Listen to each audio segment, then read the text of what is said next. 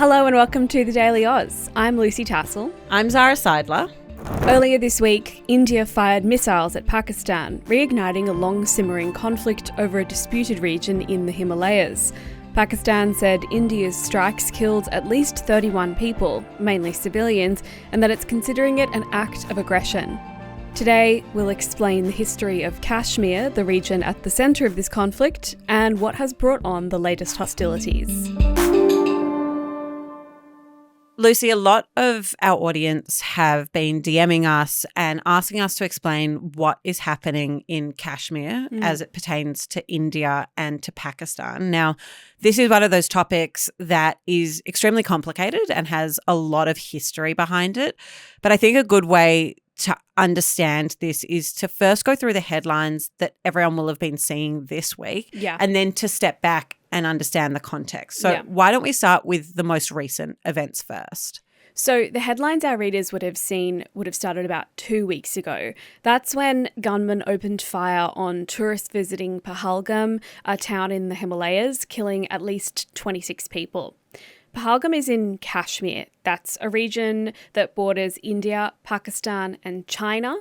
Following a UN decision in the late 1940s, India controls half and Pakistan controls half, and Pahalgam is in the Indian half. Indian Prime Minister Narendra Modi called the killings a terrorist attack, and India has accused Pakistan of supporting the militants behind it. So there were militants who killed tourists in the Indian part of Pahalgam in Kashmir. Yes. Okay. And India has accused Pakistan of supporting these militants. Okay. Pakistan has denied this, and Pakistan has also offered to participate in a neutral international investigation into the killings. Okay, but that was 2 weeks ago, and then this week there's been more news. Yes, and in the interim, in between 2 weeks ago and this week, tensions between the two countries have fairly significantly increased. Yeah. India has ordered Pakistanis to leave the country. Pakistan has cancelled Indian nationals' visas, and both countries have withdrawn from bilateral treaties sworn between the two of them. Then this week, tensions really explode when India fired missiles at the Pakistani province of Punjab and at Pakistan's section of Kashmir. And at the time of recording, we understand that at least 31 people, mainly civilians, have been killed in those missile attacks. Yes, in Pakistan. Okay, and so that's all on foot right now. Yes. But you referred there to a UN partition, to Kashmir, to a lot of concepts that I think might be foreign to some of our listeners. So can you give me a bit of historical context about Kashmir and what we need to understand about it? I can give you a lot of historical context because, as I learned while researching this podcast, the only way to explain this is to go back to the year 1600. That's when Queen Elizabeth I of England created the East India Company. This company controlled Britain's trade with India for hundreds of years. It had troops and it fought wars with Indian rulers for land and access to ports to ship all the goods that they were taking from India. In the 1750s, the company took control of the entire subcontinental peninsula through wars and through deals. When I say India from now until later on, I mean the region that we would now consider India, Pakistan, Bangladesh and Myanmar, and Sri Lanka was also eventually colonised. The East India Company's rule lasted for 100 years, during which time the company imposed impossibly high taxes, let millions die in famines, and took basically every resource that they could find for their own. Then, in the 1850s, Indian men in the East India Company's army turned on their British leaders over a religious dispute, which led to a major rebellion. Britain then intervened and crushed that rebellion, and the British government took full control of the entire region. Then Queen Victoria became the Empress of India, and this was an era called the British Raj, and it was part of the British Empire. And so how long did the British Raj, how long did that last for? It lasted until after World War II. It ended in 1947. Basically, over time, Indian people slowly began to assert more control in the Raj. Following a massacre of Indian people in a park by British soldiers in 1919, non-violent protests spread around the country, led by Mahatma Gandhi and others.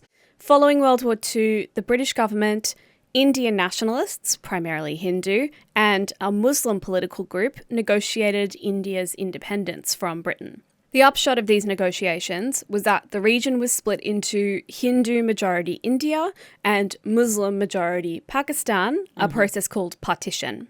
Kashmir became a flashpoint of conflict between the new nations, with both fighting for control over the region.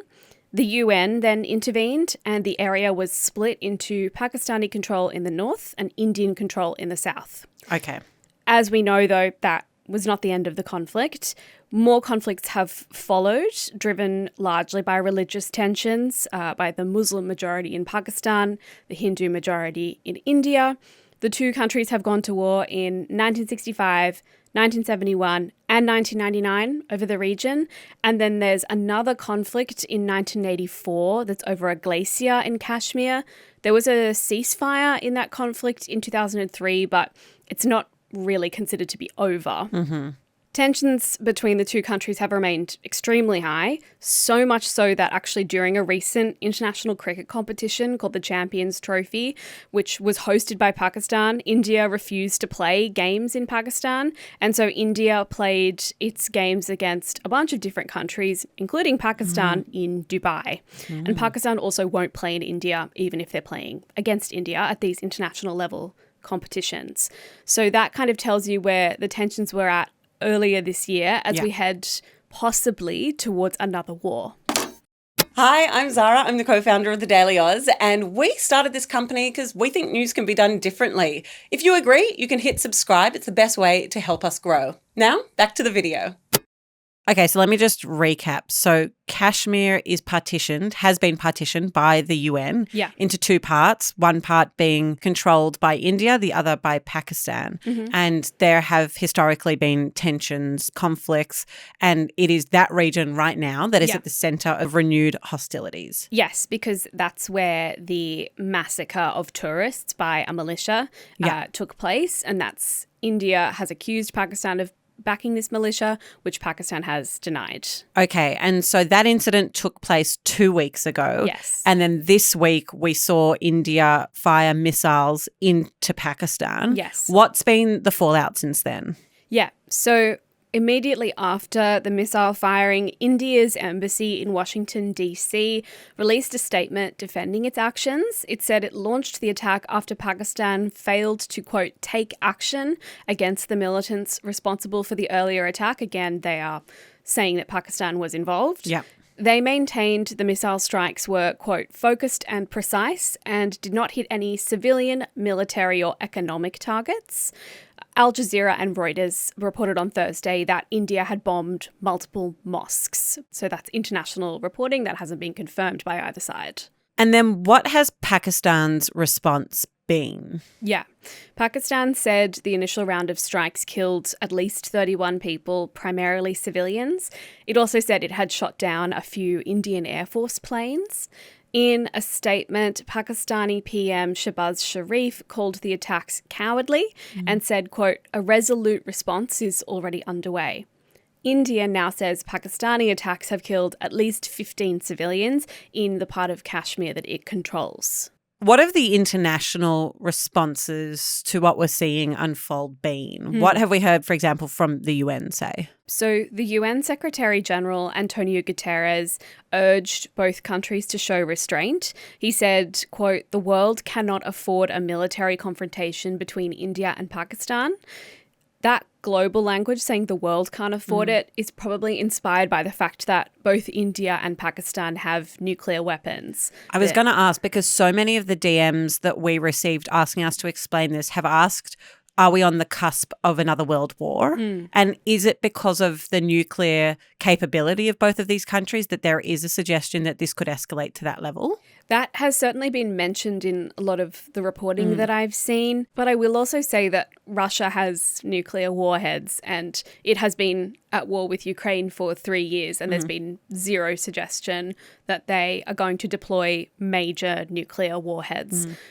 I mean, there's the concept of mutually assured destruction, given that India and Pakistan share a border and given the radius of a nuclear bomb. If one were to be dropped, that would be catastrophic for the entire Asian continent, but especially both India and Pakistan. So it seems unlikely, but there's always the risk with any regional conflict that it spills out into a broader war. Going back to just that global response, the European Union's head of foreign policy said on Wednesday that the organisation is attempting to cool off tensions. And Nobel Peace Prize winner Malala Yousafzai, who is Pakistani, has also called for tensions to be de-escalated and for both countries to protect civilians. But it's kind of not clear that that will actually happen. So Shehbaz Sharif, as I mentioned before, the Pakistani Prime Minister, has been reported as saying India will, quote, suffer the consequences of its strike. So we're going to have to wait and see. Lucy, thank you for explaining that. It is so complicated. There's so much history, but it's such an important topic to understand. So thank you for taking us through that. Thank you for joining us for another week of The Daily Oz. That was a big week of news, and we so appreciate all the support and love that you have shown us this week. We'll be back later today with some more headlines, but until then, have a great day.